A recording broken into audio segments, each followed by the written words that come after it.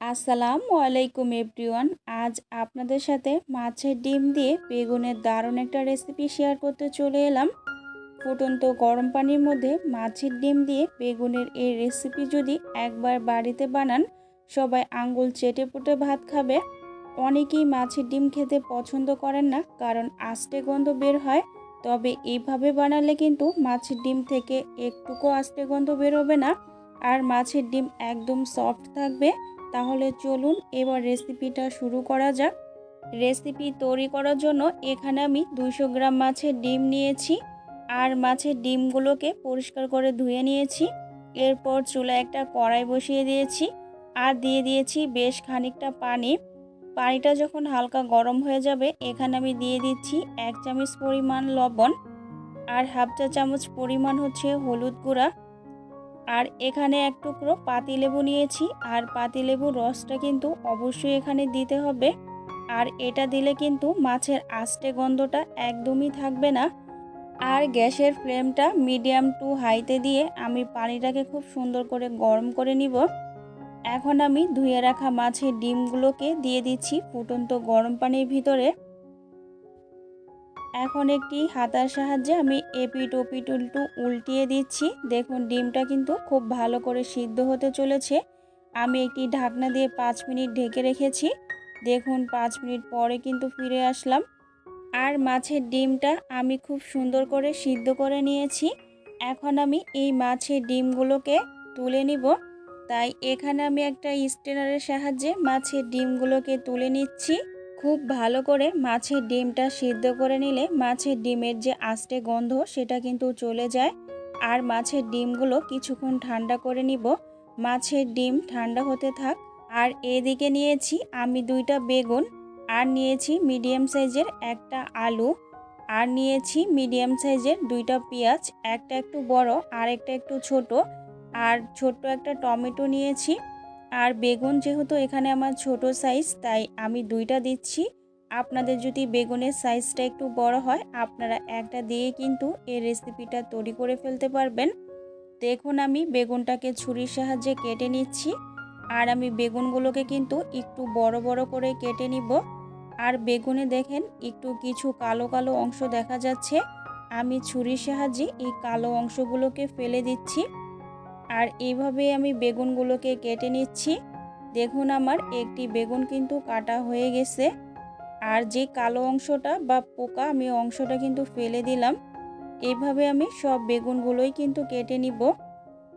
আর বন্ধুরা, আমি কাজটা করে নিচ্ছি, আর আপনারা অবশ্যই আমাকে এই সময়টা যারা এখনও আমার ভিডিওতে একটি লাইক করেননি, প্লিজ একটি লাইক করে দিবেন। আর যারা নতুন, আমার চ্যানেলটি সাবস্ক্রাইব করে দিবেন, পাশে থাকা বেল আইকনটি প্রেস করে দিবেন। আর আপনাদের সাথে কথা বলতে বলতে দেখুন পুরো বেগুনটা কিন্তু আমি এরকম টুকরো টুকরো করে কেটে নিয়েছি। এখন আমি এই বেগুনগুলো তুলে নিব একটি বাটির ভিতরে। আপনারা চাইলে কিন্তু বেগুনটা আরও ছোট বা আরও বড় করে কিন্তু কেটে নিতে পারেন। আর এখন আমি এখানে কেটে নিব মিডিয়াম সাইজের একটা আলু নিয়েছি। আলুটাকে আমি ছুরির সাহায্যে মাঝখান থেকে 2 টুকরো করে নিলাম। এখন আমি ছোট ছোট করে আলুগুলোকে কেটে নিচ্ছি। আমি এরকম করে সব আলুগুলোকেই কেটে নিব। তবে এইভাবে যদি আলু কেটে বেগুন আর ডিম দিয়ে যদি রান্না করেন, দেখবেন তরকারিটি খেতে অনেকটা ভালো লাগবে। আমি সব আলুগুলো কিন্তু কেটে নিয়েছি। এখন আলুগুলো আমি একটা পাত্রের ভিতরে কিন্তু তুলে নিচ্ছি। আর বেগুনগুলো কেটে কিন্তু আমি পানির ভিতরে কিন্তু ভিজিয়ে রেখেছি, যেহেতু বেগুন কিন্তু কেটে রাখলে অনেকটা পরিমাণে কষ বের হয়। আপনাদেরকে আমি অবশ্যই দেখিয়ে দিব। আর এর ভিতরে আমি একটি টমেটোও কিন্তু খুব সুন্দর করে কেটে নিয়েছি। আর কেটে নিচ্ছি এখানে মিডিয়াম সাইজের 2টা পেঁয়াজ। পেঁয়াজটা আমি কুচি কুচি করে কেটে নিব। এর মধ্যেই দেখুন আমার সব পেঁয়াজগুলোই কিন্তু আমি কেটে নিয়েছি।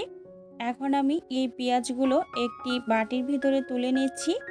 আর দেখুন আমি যে বেগুনগুলো কেটে একটা বাটিতে আমি ভিজিয়ে রেখেছি, এখন আমি বেগুনের ভিতরে আলুগুলো দিয়ে খুব সুন্দর করে কিন্তু ধুয়ে নিব। এখন আমি চলে যাব বেগুন আর আলুর ভিতরে লবণ হলুদ মিশাতে। তাই এখানে আমি স্বাদ মতো লবণ দিয়েছি, আর হাফ চা চামচ পরিমাণ হলুদ গুঁড়া, আর হাফ চা চামচের একটু কম মরিচ গুঁড়া। এখন আমি সব কিছু হাত দিয়ে খুব সুন্দর করে কিন্তু মেখে নিব। বন্ধুরা, আপনাদের কাছে একটা রিকোয়েস্ট, আপনারা কিন্তু ভিডিওটা স্কিপ করে দেখবেন না। স্কিপ করলে বুঝতে পারবেন না আমি কোন পদ্ধতিতে কি মশলা ব্যবহার করেছি রেসিপিতে। দেখুন, আমি এখানে সিদ্ধ করা মাছের ডিমগুলো কিন্তু নিয়ে নিয়েছি। এটা কিন্তু এবার অনেকটা ঠান্ডা হয়ে গেছে। এখন আমি ছুরির সাহায্যে এখানে ডুমো ডুমো করে মাছের ডিমগুলোকে কিন্তু কেটে নিচ্ছি। তবে আপনারা আপনাদের পছন্দ অনুযায়ী ডিমগুলোকে কেটে নেবেন। তবে এইভাবে যদি মাছের ডিমগুলোকে কেটে নেন, রান্না করলে কিন্তু অনেকটা ভালো লাগবে। এখন আমি চলে যাব ওভেনের কাছে। চুলায় একটি কড়াই বসিয়ে দিয়েছি আর দিয়ে দিয়েছি এখানে সরিষার তেল। তেলটা কিন্তু আমি স্প্যাচুলারের সাহায্যে একটু ব্রাশ করে নিয়েছি। আর এখন আমি সিদ্ধ করা মাছের ডিমগুলোকে কিন্তু তেলের ভিতরে দিয়ে দিলাম। আর এখন আমি ওয়েট করব এক পাশ হওয়ার জন্য। দেখুন, এক পাশ কিন্তু হয়ে গেছে। এখন আমি উল্টিয়ে দিচ্ছি মাছের ডিমগুলোকে। আর মাছের ডিমগুলো দেখতে কিন্তু অনেকটা সুন্দর লাগছে। আপনারা এই এক একটি মাছের ডিম দিয়ে কিন্তু পুরো নিমিষে এক প্লেট ভাত কিন্তু খেয়ে ফেলতে পারবেন। এর ভিতরেই মাছের ডিমগুলো কিন্তু আমার খুব সুন্দর করে ভাজা হয়ে গেছে, তাই আমি তেল থেকে ছেঁকে তুলে নিচ্ছি। আর বন্ধুরা, আপনারা কারা কারা ঠিক এরকমভাবে মাছের ডিম সিদ্ধ করে তারপর রান্না করেন, অবশ্যই কিন্তু আমাকে কমেন্টসে জানিয়ে যাবেন। এদিকে দেখুন, মাছের ডিমগুলো কিন্তু আমি তুলে নিয়েছি। আর ওই তেলের ভিতরেই আমি এখন বেগুনগুলো দিয়ে দিলাম। আর এদিকে বেগুনটা ভাজা হতে থাক, আমি একটা মশলা তৈরি করে নিব। তাই এখানে আমি একটা মিক্সিং জার নিয়েছি। আর এখন দিচ্ছি 1 টেবিল চামচ গোটা জিরে আর 1 টেবিল চামচ গোটা ধনিয়া আর হাফ চা চামচ রাঁধুনি। এই রান্নাতে অবশ্যই সামান্য একটু মশলার মধ্যে রাঁধুনি ব্যবহার করবেন, এতে করে ফ্লেভারটা কিন্তু ভীষণ ভালো আসে আর খেতে দারুণ লাগে। আর দিয়ে দিচ্ছি একটা শুকনো মরিচ। আর এখানে 10-12টির মতো বাদাম। বাদামটা কিন্তু অবশ্যই দিবেন। আর এক টুকরো আদা আমি ছোট ছোট করে কেটে নিয়েছি। আর দিয়ে দিলাম লাস্টে আমি একটা মিডিয়াম সাইজের পেঁয়াজ ছোট ছোট করে কেটে নিয়েছি। অল্প একটু পানি দিয়ে একদম মিহি একটা পেস্ট তৈরি করে নিব।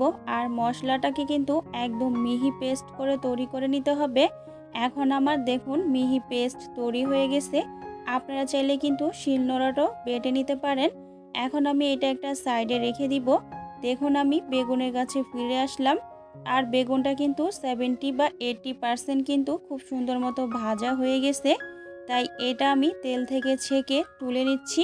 তবে আপনারা একবার হলো এই রেসিপিটি একবার বাড়িতে তৈরি করে দেখবেন বাড়ির ছোট থেকে বড়রা অনেকটা পছন্দ করবে। আর এখন আমি এই প্যানের ভিতরেই আলুগুলোকে ভেজে নিব। তো আলুগুলো দিয়ে আমি হাতার সাহায্যে খুব সুন্দর করে নেড়েচেড়ে নিচ্ছি। দেখুন, আলুগুলো কিন্তু আমার ভাজতে প্রায় 2 থেকে 3 মিনিটের মতো লেগেছে। এখন আলুগুলো আমি তেল থেকে ছেঁকে তুলে নিচ্ছি। এখন আমি অন্য একটি চুলায় একটি কড়াই বসিয়ে দিয়েছি আর দিয়ে দিয়েছি এখানে সরিষার তেল। আর অবশ্যই কিন্তু এই রান্নাটি সরিষার তেল দিয়েই করতে হবে, করলে কিন্তু স্বাদ ও ফ্লেভার খুবই ভালো আসবে। আর আমি ফোড়নের জন্য দিয়ে দিলাম হাফ চা চামচ গোটা জিরে আর একটি তেজপাতা আমি মাঝখান থেকে ছিঁড়ে নিয়েছি। আর একটা শুকনা মরিচ মাঝখান থেকে ছিঁড়ে আমি দিয়ে দিয়েছি। আর এখানে দিয়ে দিলাম মিডিয়াম সাইজের একটা পেঁয়াজ। আর এখানে 3 থেকে 4টির মতো কাঁচামরিচ আমি মাঝখান থেকে কেটে নিয়েছি। এখন মিহি করা পেস্টটা আমি এই মশলার ভিতরে দিয়ে দিলাম। আর মিক্সিং জারটা ধুয়ে আমি কিছুটা পরিমাণ পানি দিয়ে দিয়েছি। আর এগুলো এখন আমি একটি হাতার সাহায্যে নেড়ে নিচ্ছি। এখন দিব এখানে 1 টেবিল চামচ হলুদ গুঁড়া আর 1 টেবিল চামচের একটু বেশি মরিচ গুঁড়া আর হাফ চা চামচ ধনিয়া গুঁড়ো। সব কিছু দিয়ে একটি হাতার সাহায্যে কিন্তু আমি নেড়ে চেড়ে নিচ্ছি। আর যেহেতু এখানে আমি ডিম রান্না করব, ঝালের পরিমাণটা যদি একটু বাড়িয়ে দেওয়া যায় তাহলে স্বাদটা কিন্তু অনেকটা সুন্দর মতো আসবে। আর দিয়ে দিচ্ছি কেটে রাখা টমেটোর স্লাইসগুলো। তো এগুলো আমি খুব সুন্দর করে কিন্তু কষিয়ে নিব যতক্ষণ পর্যন্ত মশলা থেকে তেলটা বের না হয়। এখন আমি ভেজে রাখা আলু আর বেগুনগুলোকে কিন্তু দিয়ে খুব সুন্দর করে নেড়েচেড়ে কিন্তু মিশিয়ে নিব। আগে যেহেতু বেশ কয়েকবার লবণের ব্যবহার করা হয়েছে, তাই লবণটা এখানে আমি দিলাম না। আর যদি আমার লাগে আমি লাস্টে দিয়ে দিব। আর কিছুটা পানি দিয়ে কিন্তু আমি মশলাটা কষিয়ে নিয়েছি। আর এখন দিয়ে দিলাম ঝোলের জন্য। আর এখানে যেহেতু সব কিছু 70-80% মতো সিদ্ধ করা, তাই এখানে আমি ঝোলের পরিমাণটা কিন্তু কম দিয়েছি। আর দিয়ে দিলাম ভেজে রাখা ডিমগুলো। এখন একটু ডিম দিয়ে নাড়াচাড়া করে নিচ্ছি আর ঢাকনা দিয়ে দিব 10 মিনিটের জন্য। দেখা হবে 10 মিনিট পরে। দেখুন 10 মিনিট পরে ফিরে আসলাম আর ঝোলটা কিন্তু অনেকটা কমে গেছে। আর আলু আর বেগুনটা কিন্তু এখন পুরোপুরি সিদ্ধ হয়ে গেছে। এখন এখানে আমি দিয়ে দিব কুচিয়ে রাখা ধনেপাতা। আর অবশ্যই কিন্তু এই রান্নাটিতে ধনেপাতা দিবেন। আর দিয়ে দিচ্ছি 1 চা চামচ হচ্ছে এখানে গরম মশলার গুঁড়ো।